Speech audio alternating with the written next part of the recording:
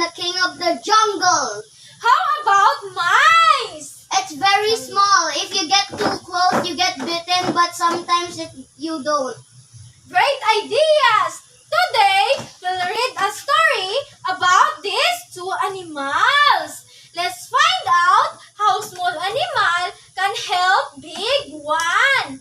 Our lesson today is about reading with expression and understanding the story. Before we read, let's learn some new words. Lion. A big wild animal called the king of jungle. Example, roar. Timo, what sounds of lion? Roar! Number 2 is trap. When someone or something cannot get out. Example, help! Help! I cannot get out! Number 3 is net.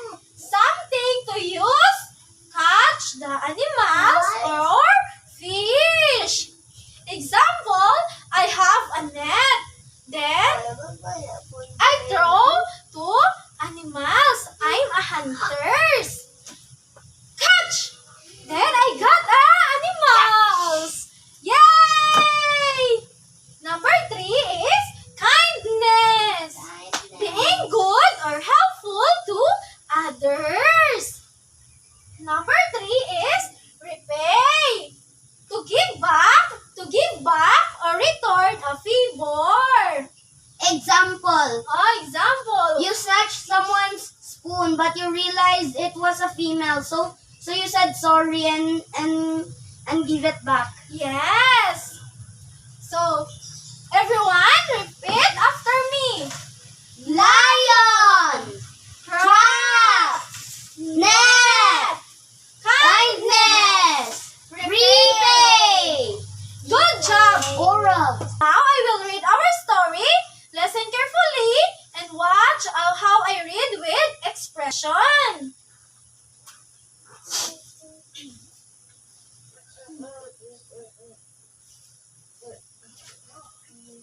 The lion and the mouse.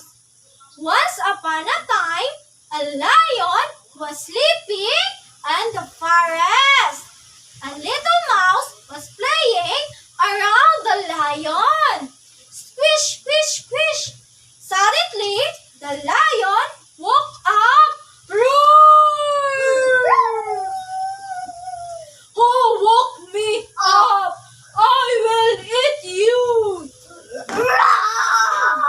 The lion picked up the mouse and opened his mouth. Oh no! Please don't eat me. If you let me go, I will help you someday. Ha ha ha ha! I'm a lion and you are mouse. What can you do? The lion laughed. Fine, I let you go. The mouse ran away.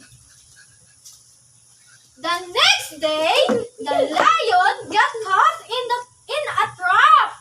The mouse who saw this ran to the lion. It began to chew the rope. The mouse.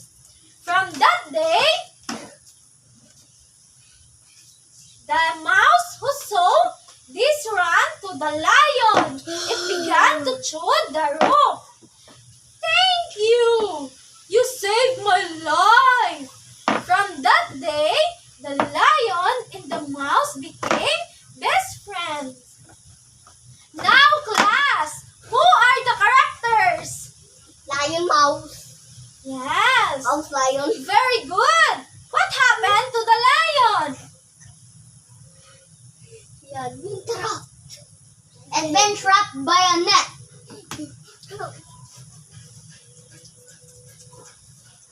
Now, let's read together. Follow my voice and read with expression.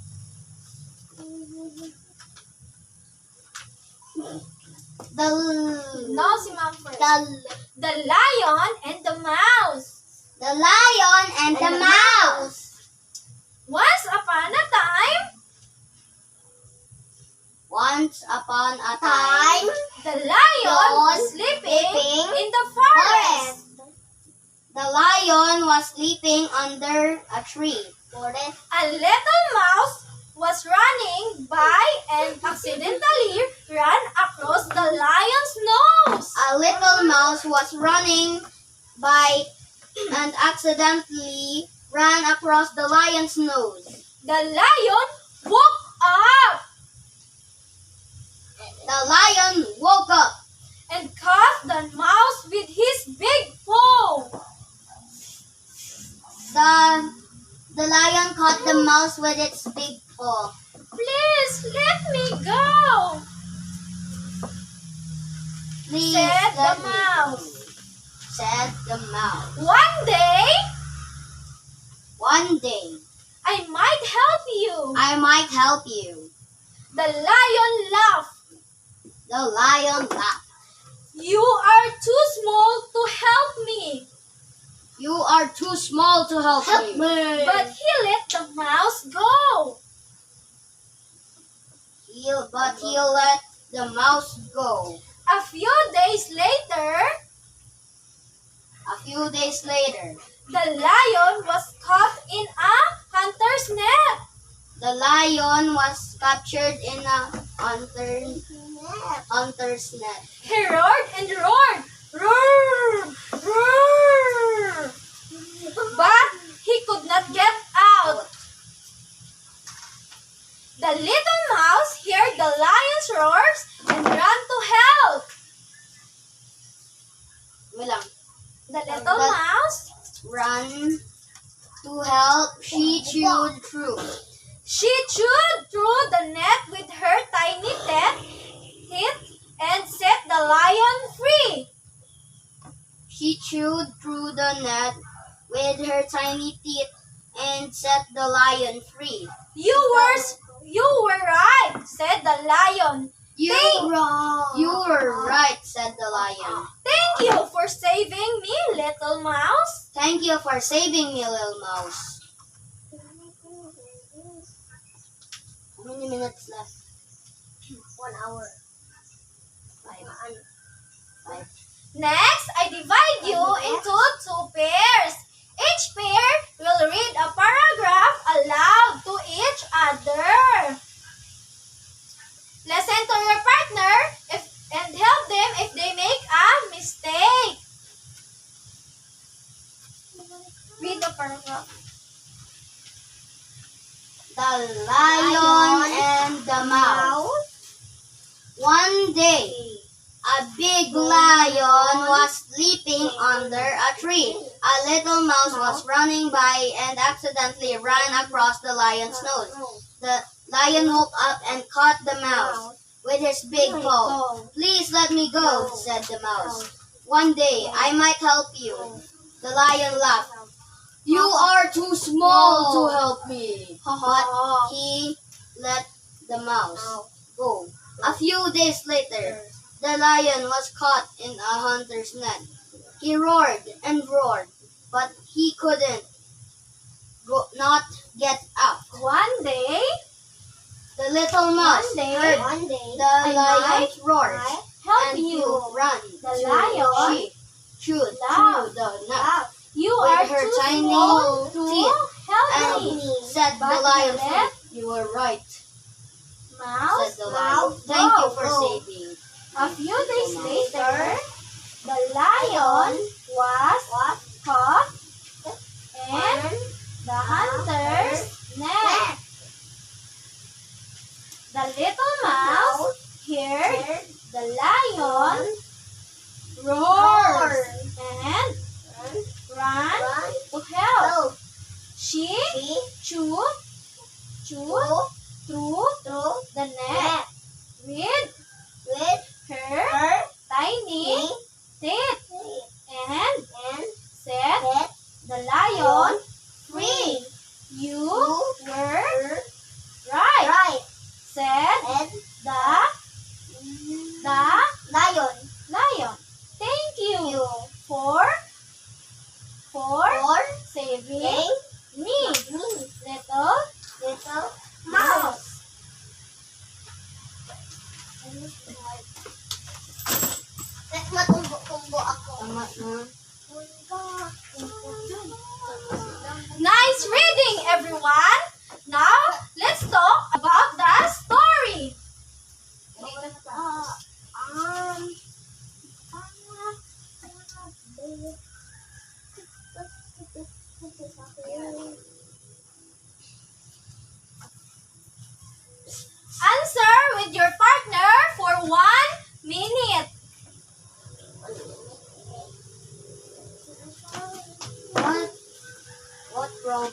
with the lion's face. A hunter's net. How did the mouse help the lion? Chewed wood and tiny dick. Who are the characters? The lion and the mouse. Where did the story happen? In a forest. What is the moral lesson? I don't know. That's how you know. I don't know what to tell. Who wants to share your answer? Now, class, who wants to share your answer? Yes, Zimo? Who are the characters? Who are the characters? I don't know. Cat. No. Mice and lion. Where did the story In happen? a forest. What problem did the lion face? A hunter's net. How did the mouse help the lion? Using his small teeth. What is the moral lesson? I don't know. The moral lesson is no act of kindness is ever waste. Now, class, it's your turn to work alone. What is the problem the lion face? Of course, a hunter's net. Lion. A big wild animal called the king of the jungles. Mouse helped the lion. Hindi ko pumukapit. Fill in your story map. Write characters, settings, event, and the moral lesson. Yes, answer. There's pencil. Huh? Let me see.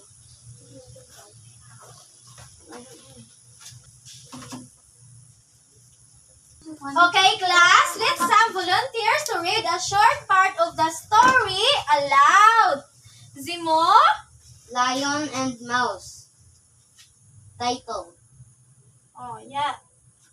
Characters. Lion, Mouse. Settings. The lion caught. Very good, Zimo. You read clearly and with expression. Class, why is it important to read with expression? To make it more fun.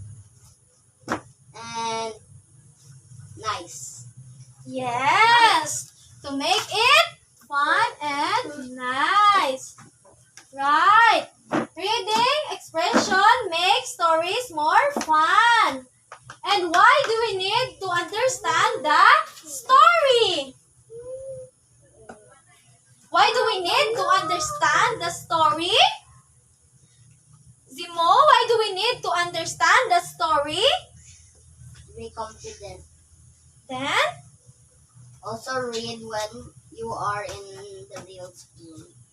excellent. Reading help us to learn lessons about kindness and helping others. Yes. Now, let's see what you learned. Kian, read a short passage from the story, The Lion and Mouse. the Mouse. Mouse. I listen to your praising speed and expression. Please answer this question in your notebook. 1 to 5. Kian, sit down.